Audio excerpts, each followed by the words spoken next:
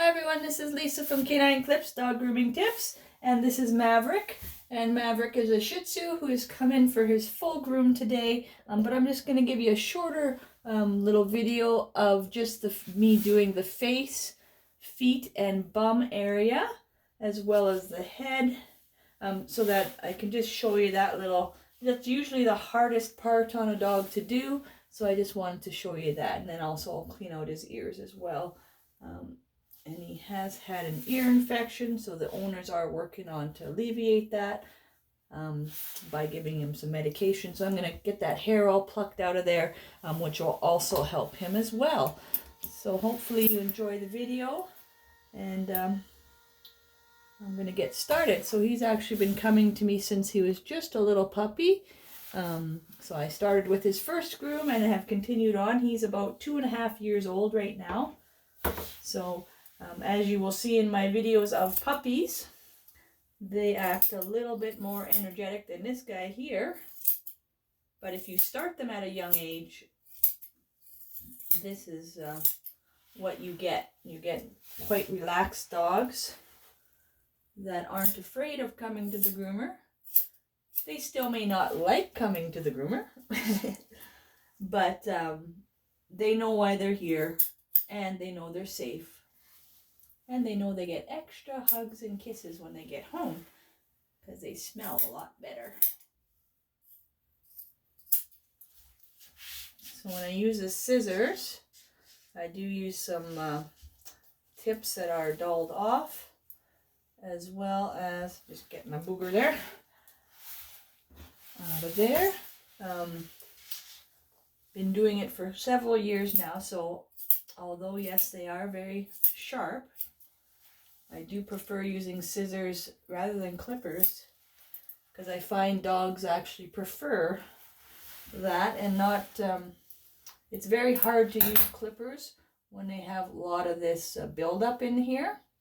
So with the scissors, I can do a little bit at a time and just take it off by layer. But with the clippers, you got to try to dig underneath it all at once, which would really pull on the hair around. And it's actually really close in there. So usually I would do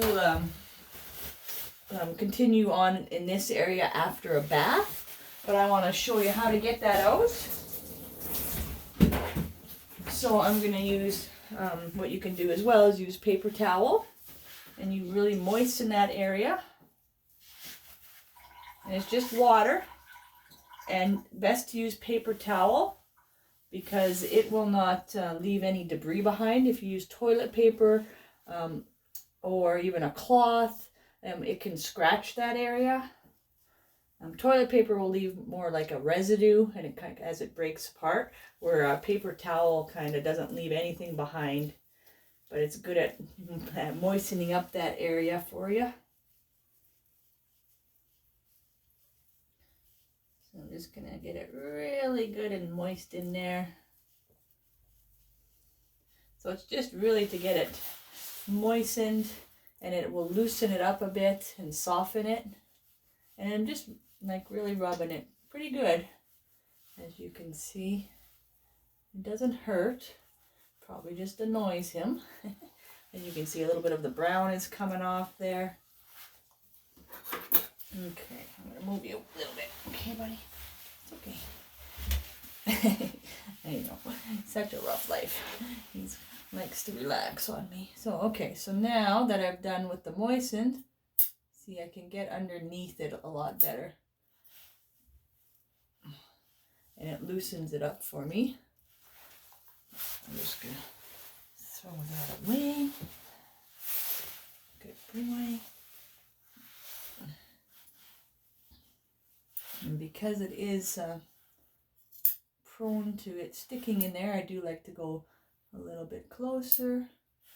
And of course with the Shih Tzus, they have that fold around their noses and under their eyes.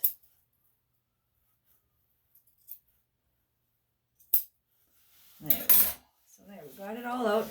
And what you can notice with some dogs that have a lot of tearing that stays in there, sometimes this guy's okay because he comes quite regularly.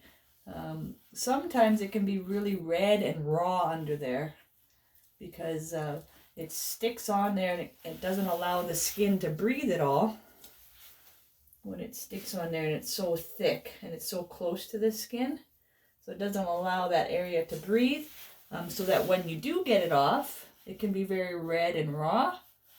His, like I said, is really good, but I'm just trying to wipe off some more, and I'll do get it a little bit better once I get him into the bath as well. But there you go. That's how you can get those eyes all cleaned up, even if they have lots of heavy tearing, or it's kind of all stuck in there, so it's dried on, I guess, tearing or staining. Okay, now I'll continue on with him. I'm going to raise the table a little bit since he likes to lay down, so you can kind of see a little bit better.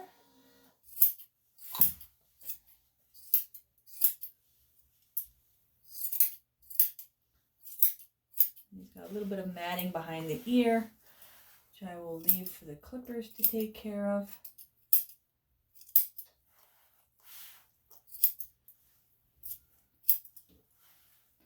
And this solution that the vet prescribes, to help get rid of those ear infections, it does leave a little bit of an oily residue on the ear, so even when I bath, it'll still look oily. So don't worry if you can't get that out, but it certainly does loosen up all that wax in there, which needs to come out.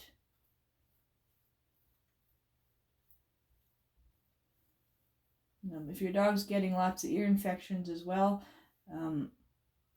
as this dog was told by the vet too, could be a sign of allergies. And chicken is a big one, so to remove chicken from their diet. So there's his ear, and it you can kind of see the wax stuck on there quite heavily. I know, gives me the look. Like, not sure if I like this, but it doesn't feel too bad.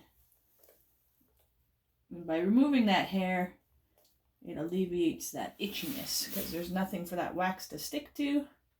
So when he shakes his head, it really loosens everything up, and then it's able to be dislodged kind of when he shakes his head or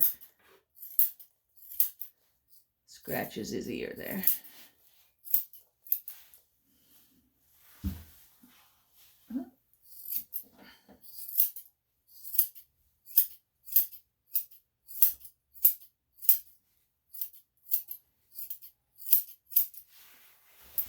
He's just so relaxed here.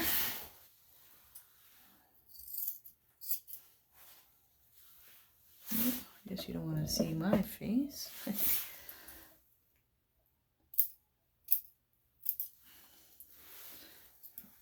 Maybe you do, but pretty sure you're not watching the video to see me.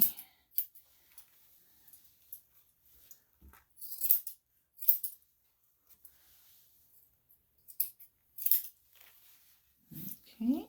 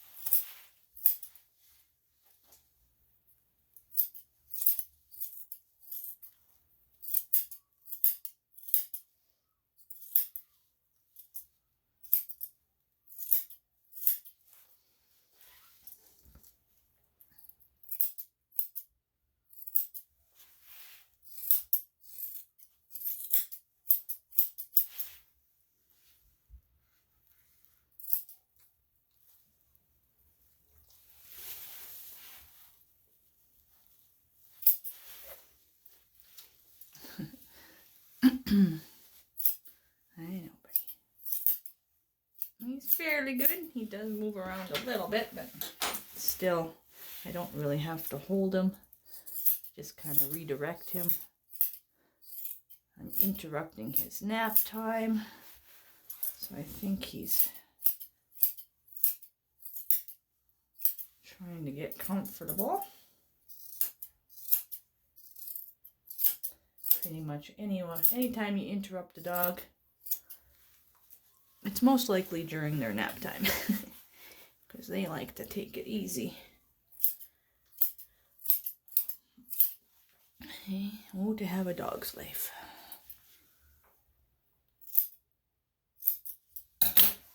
Okay, so I'm just going to do the other ear here.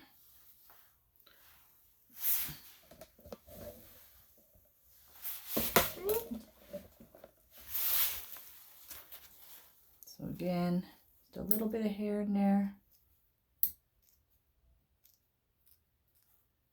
Oh, there's some curled in there. Oh, there we go.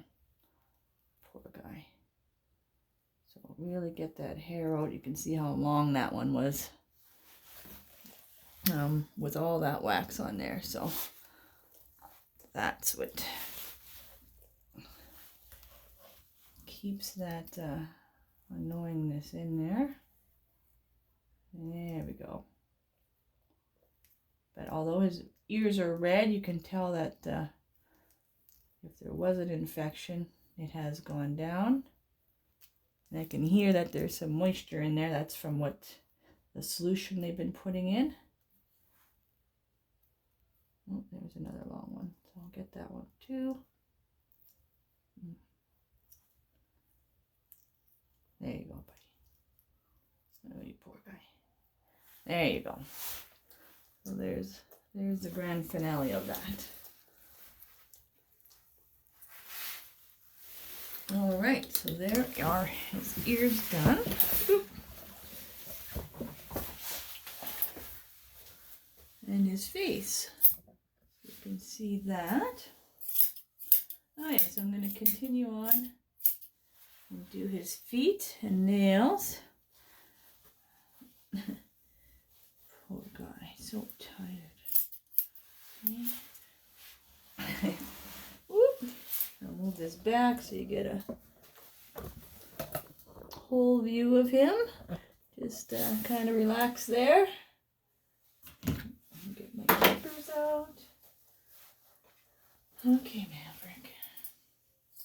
And when I do the face, feet, and bum, and nails and all that, I like to do it before the bath.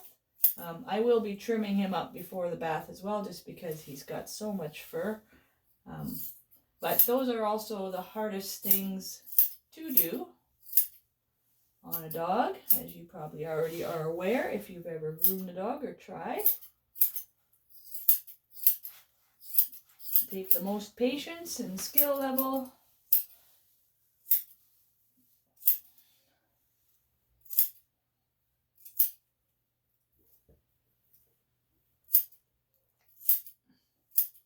And yes, I do like to use scissors around the feet.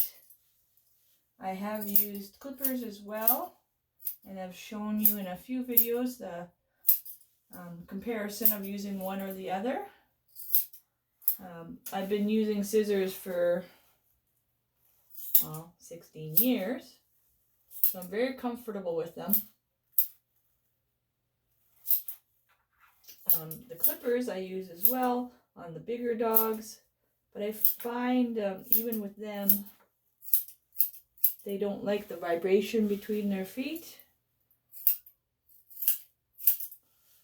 And so I'll try it, and if they don't like it, I'll kind of switch back to the scissors. I always find too that even when using the clippers, I have to finish with the scissors because it doesn't get in between here really good.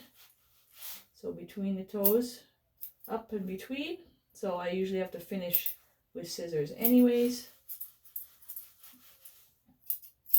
And by, just because I've been doing it so long, I am, it's equally as fast doing one way or the other.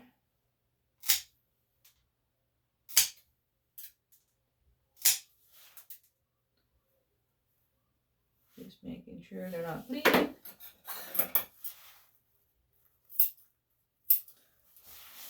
Okay, we'll switch you. Hopefully you can see the feet. Moving it. He's so relaxed. He's one of my more relaxed guys. I have lots of good dogs, thankfully. I do have some that are a little nippy or like to move around a lot, so a little bit more difficult for me. But they are not the majority of my clients. I think because I have a lot of long-term clients. But even some of my long-term clients' dogs, they just don't like to be groomed, and they let me know it. So I have some videos of just that as well in my playlist. So I have them all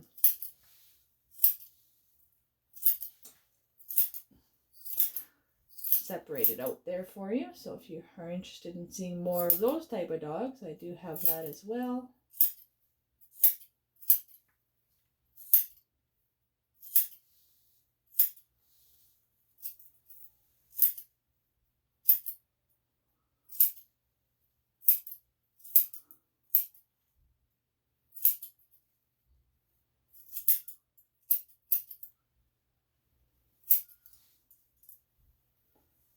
You can see he moves around a little bit once I touch the bottom of his feet. It's a little bit sensitive.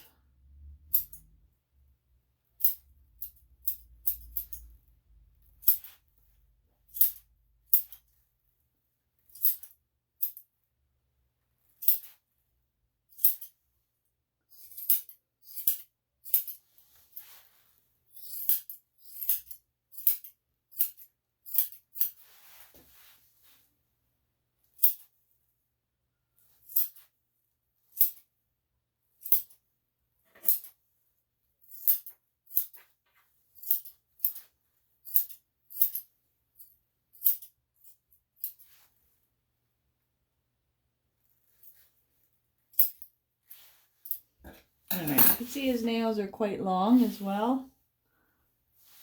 Some guys just, their nails grow quite a bit longer. So what I do is I kind of go level with the pad. But I also, of course, look where that quick is. And I can see it's kind of growing out. So I don't want to go like as level. So I'll just kind of take, it kind of narrows down a little bit. And that's how I kind of determine where to cut.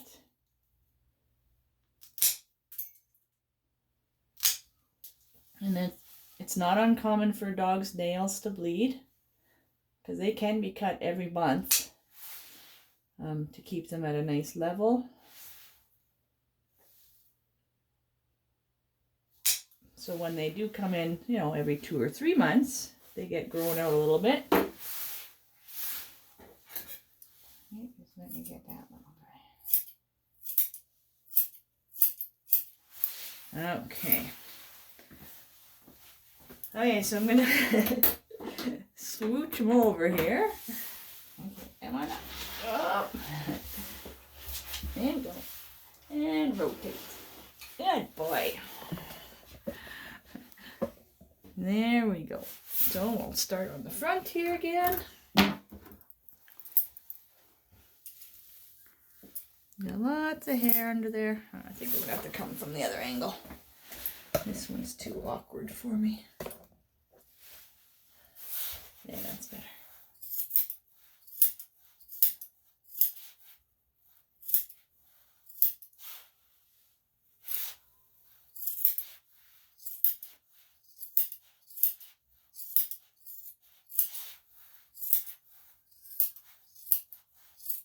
So I don't have to worry about going too far up. Basically where that pad is, I kind of like to go with the scissors around it, so when I come with the clippers I don't have to worry about snagging on it. To get nice and clean.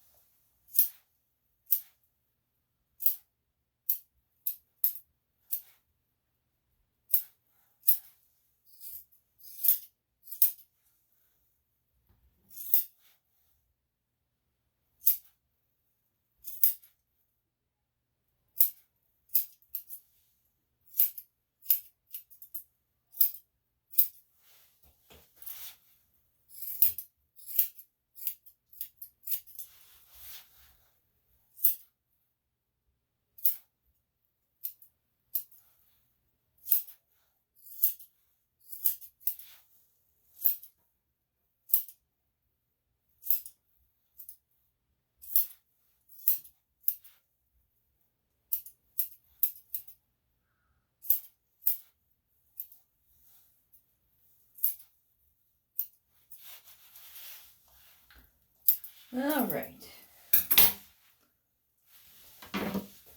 And we're just about on to the last one here.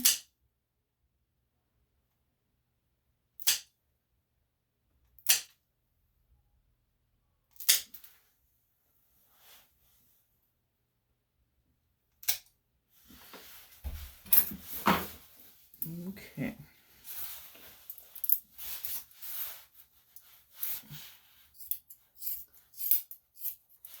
So when I lift their legs too, you know, if there's any resistance, I kind of will move it to where they're comfortable as well, but he's pretty relaxed, so he doesn't seem to mind. It does help when you are grooming your dog to have them on a raised surface.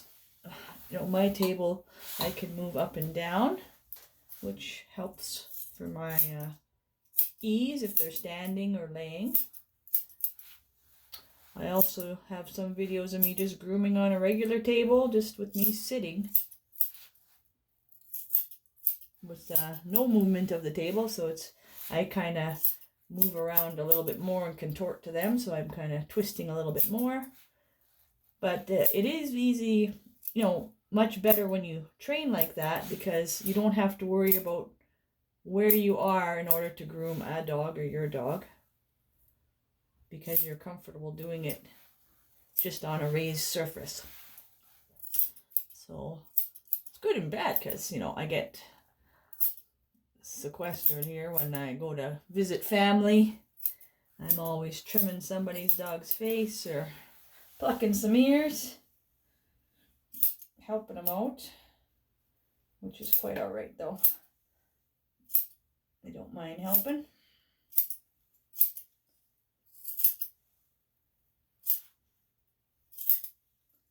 But just being comfortable doing it in any setting is a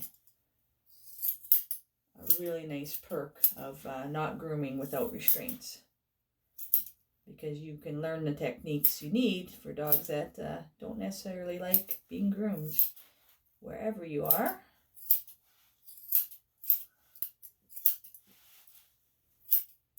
So I can go to my brother's dog's house there and groom him. He doesn't like his face being touched, but yet when I do it, he stays still. But yet if my brother tries, he doesn't listen. So it's kind of funny. Just they pick up on everything. There we go. Good boy. All right, so I'll just trim up the head a little bit here more. And I will do a lot more cleaning up too after I use the clippers.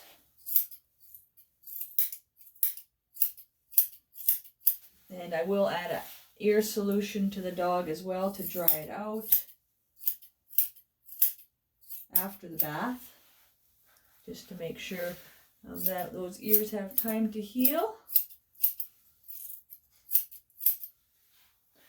Good boy. Okay, and so the last thing I'm going to do is trim up his bum area. So I'm going to be using a number 5 on his whole body.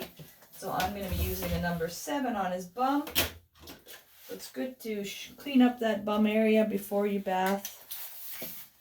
Or, like I said, if you're just doing the face, feet, and bum, just to clean them up in between groomings, this is good to do as well. So you can pick a longer blade as well. You know, a number 5 is nice as well. Okay, let's see if we can get you to stand.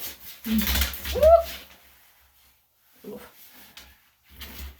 There you go, stay up. So I don't want to hold him just by his tail, so I'm kind of using my hand underneath to get him to stand, and once he does, I don't want to pull on that tail that tight, because that's a lot of resistance if he puts his weight down. So when he does start to do it, I kind of get my other hand underneath him to lift him back up.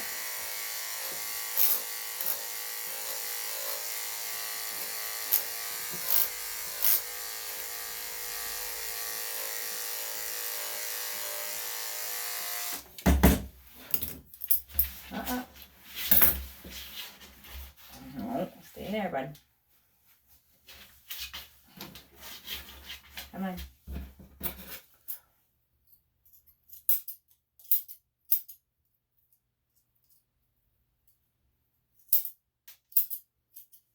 And this just dislodges any poop that's stuck. So I will trim the bum right close to the bum, a little bit closer. Just because that's where stuff likes to stick. Come on.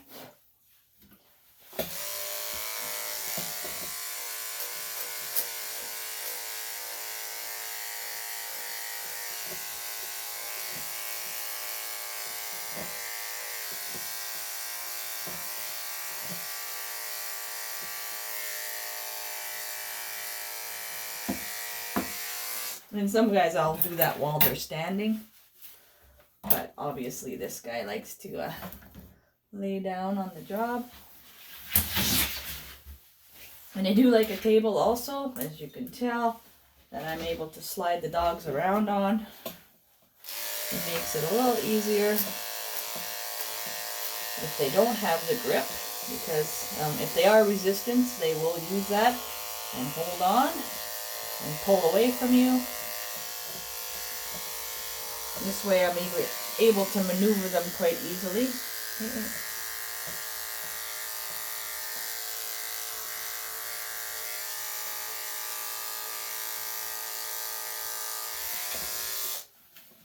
Okay. And I'm going to use the number 10, just right around where he pees. And because he does lay, he's not going to stay up for me here. Hey, it's okay. So you got to try to get best you can.